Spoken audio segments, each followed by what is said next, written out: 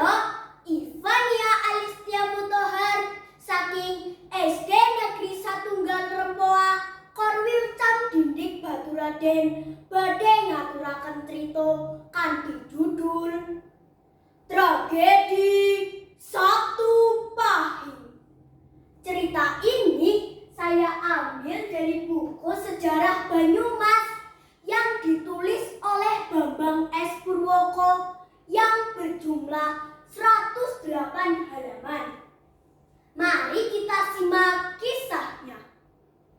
Kisah ini bermula saat tragedi yang sangat memilukan dialami oleh Adipati Wargohutomo I sepulangnya dari Kesultanan Pajang.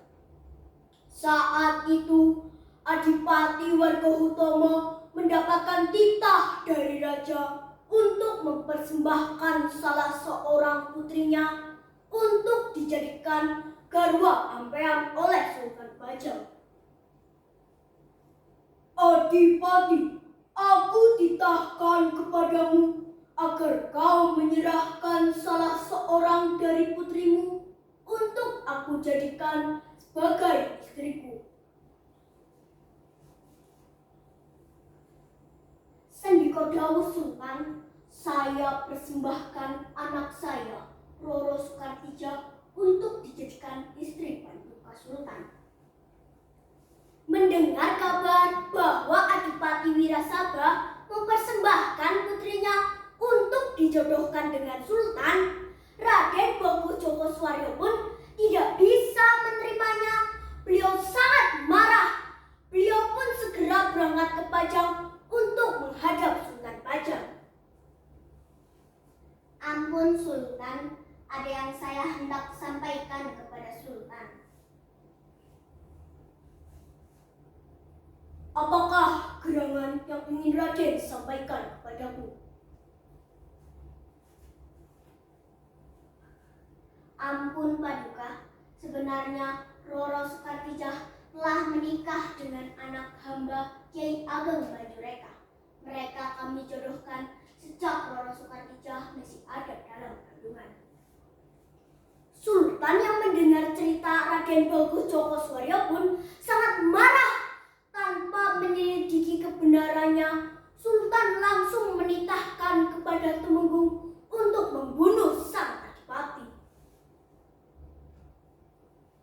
Dasar Wargohutomo pembohong!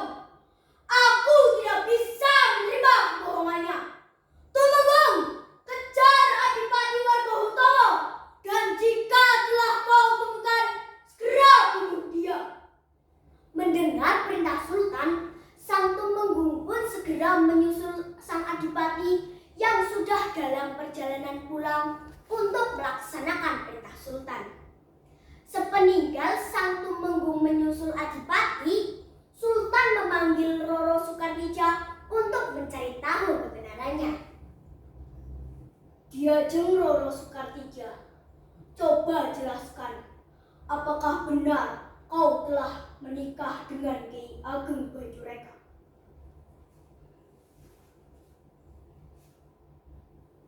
Ampun Paduka, hamba memang telah dijodohkan dengan Kyai Ageng Banjureka sejak hamba masih ada dalam kandungan.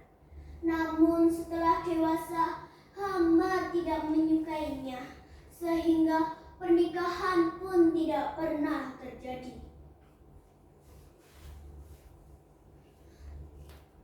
Ketiwasan Tumenggung segera cegah Tumenggung pertama untuk membunuh sang adipati.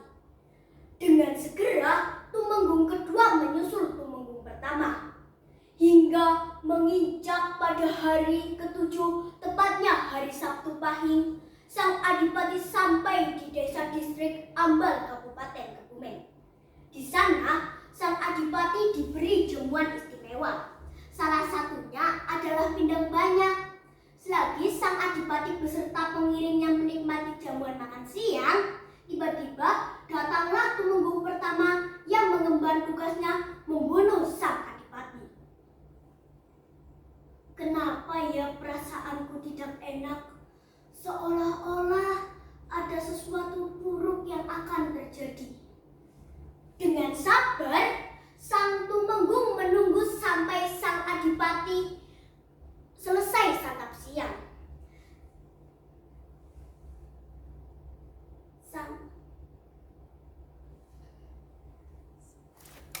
Sementara itu, dari kejauhan tampak olehnya teman tumenggung, yaitu tumenggung kedua utusan Sultan Bajang.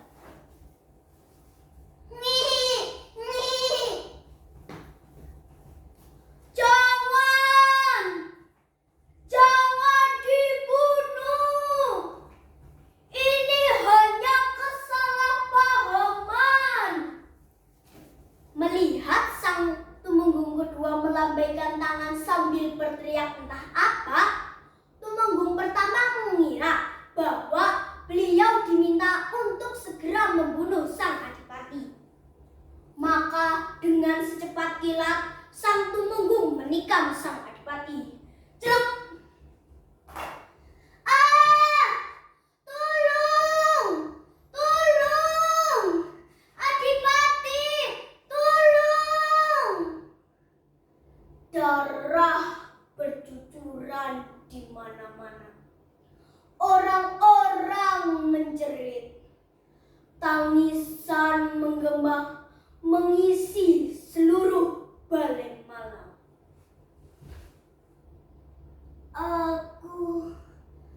Aku tidak tahu apa dosa aku kepada Kanjeng Sultan, sehingga aku diberi hukuman seperti ini. Anak cucuku, jangan sampai ada yang mengalami naas sepertiku. Maka ingatlah pesanku ini. Jangan sampai ada anak cucuku yang berpergian di hari Sabtu Pahing, apalagi naik kuda dawuh. Dan hindari jangan makan pindang banyak, dan jangan membangun rumah Balai Malang. Nah, teman-teman, itulah yang menjadi awal mengapa warga Banyumas meyakini bahwa kita tidak boleh pergi jauh di hari Sabtu Pahing. Dari cerita tersebut, kita dapat mengambil hikmah bahwa dalam bertindak kita tidak boleh gegabah. Jangan mendengarkan cerita dari satu pihak, kita harus mencari tahu kebenarannya. Wassalamualaikum warahmatullahi